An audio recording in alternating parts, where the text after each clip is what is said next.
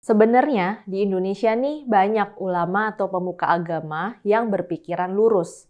Sayangnya mereka sering kalah keras suaranya dari para pemuka agama yang intoleran dan radikal. Salah satu kelompok ulama yang kurang terkenal tapi bersuara jernih adalah Ad-Da'i. Ad-Da'i adalah singkatan dari Asosiasi Dai-Daiyah Indonesia. Organisasi ini menghimpun para dai dari berbagai ormas dan profesi yang berpikiran moderat. Sebagian besar anggota Ad-Da'i adalah dai-dai yang berprofesi sebagai dosen dan guru, serta juga praktisi dakwah dari bermacam latar belakang.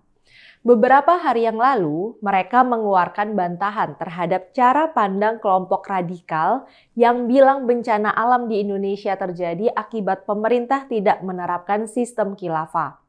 Ketua Umum Ad-Da'i Dr. Muhammad Syarif Hidayatullah bilang, di Indonesia, musibah atau bencana dimainkan kelompok radikal dengan mengklaim bencana itu akibat tidak diterapkannya sistem khilafah. Hidayatullah memang tidak spesifik merujuk pada gempa Cianjur yang sudah menewaskan lebih dari 300 nyawa. Tapi setelah gempa di daerah tersebut pada 21 November, memang banyak beredar di media sosial pernyataan yang mengatakan musibah itu terjadi sebagai azab Allah. Ada yang mengkaitannya dengan tidak diterapkannya sistem khilafah di Indonesia. Ada juga yang mengkaitkan dengan tuduhan adanya kristenisasi di Cianjur. Ada pula yang menyatakan azab itu diturunkan Allah karena di Cianjur sekarang banyak ditemukan pasangan gay. Cara berpikir seperti itu berusaha diluruskan oleh Ad-Da'i. Menurutnya, dalam kitab suci memang ada kisah-kisah yang menunjukkan Allah menurunkan azab pada sebuah bangsa yang menolak perintahnya. Tapi nggak bisa dibilang semua bencana alam adalah azab. Bisa saja Allah hanya menurunkan musibah sebagai cobaan. Yang mana yang musibah dan yang mana yang azab hanya bisa dijelaskan oleh seorang nabi. Di masa sekarang kan nggak ada nabi. Jadi ya nggak bisa begitu aja diklaim sebuah bencana alam itu terjadi karena azab. Apalagi kalau dikatakan bencana alam itu terjadi karena tidak menjalankan khalifah. Persepsi semacam itu ngawur, kata Hidayatullah. Menurutnya, pernyataan yang menyebut bencana alam terjadi karena azab sangat tidak berempati terhadap korban. Ia menegaskan gempa bumi susah diprediksi dan merupakan faktor alam. Indonesia juga berada di kawasan rawan gempa akibat lempengan-lempengan bumi yang sering bergeser. Hidayatullah sendiri bukan orang main-main. Dia adalah Wakil Dekan Fakultas Dirasat Islamiyah UIN Syarif Hidayatullah Jakarta. Karena itu, dia bicara dengan landasan pengetahuan yang dalam. Soal khilafah misalnya, dia mengatakan ulama di dunia sepakat bahwa pemerintahan yang menggantikan pemerintahan Nabi tidak harus dalam bentuk khilafah. Menurutnya, segala bentuk pemerintahan bisa diterima selama sistem itu bisa membawa kesejahteraan bagi masyarakat.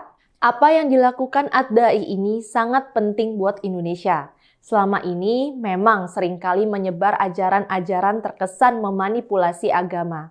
Sebagai contoh soal khalifah atau kristenisasi atau homoseksual yang dianggap sebagai penyebab bencana alam. Secara ilmiah, mengkaitkan bencana alam dengan hal-hal seperti itu sangat tidak bisa dipertanggungjawabkan. Namun, kalau yang bicara hanyalah para ilmuwan modern yang rasional, pandangan mereka bisa ditolak karena mereka dianggap tidak paham agama. Jadi, kalau sekarang yang bicara begitu adalah para pendakwah, pandangannya mudah-mudahan bisa lebih diterima oleh umat Islam. Ad-Da'i sendiri baru beberapa tahun berdiri. Kalau kita lihat websitenya, Ad-Da'i memang terlihat menyuarakan dakwah yang menyejukkan, yang rasional, dan mendukung toleransi. Misalnya saja dalam addai.or.id mereka memuat tulisan berjudul "Bagaimana Seharusnya Menjadi Muslim Indonesia". Dalam tulisannya, mereka menghimbau umat Islam agar jangan pernah merasa benar sendiri dan tidak mau menerima versi kebenaran dari kelompok lain. Mereka meminta umat Islam jangan gampang sekali menyalah-nyalahkan yang lain. Mereka menegaskan toleransi sangat penting. Dan toleransi bukan saja memahami perbedaan dengan kelompok non-Islam, tapi juga kepada sesama kelompok dalam Islam. Menurut Ad-Da'i, kelompok yang tidak toleran ini mungkin sekali mereka memonopoli surga hanya untuk kelompoknya sendiri. Organisasi semacam Ad-Da'i ini memang sangat dibutuhkan di Indonesia. Para anggota Majelis Syuro dan pimpinnya diisi oleh tokoh-tokoh yang memiliki gelar doktor. Mereka juga melakukan pelatihan dan memberikan sertifikasi bagi pendakwah di Indonesia. Sudah ada lebih dari 150 dai yang memperoleh sertifikat dari 2 kali angkatan sertifikasi.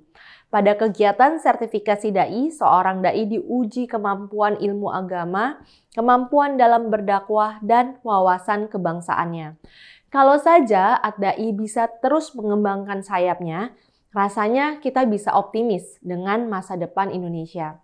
Suara Ad-Da'i harus terus digaungkan ke seluruh Indonesia. Kita dukung terus Ad-Da'i dengan kerja-kerja positifnya. Saya Rizka Putri, undur diri.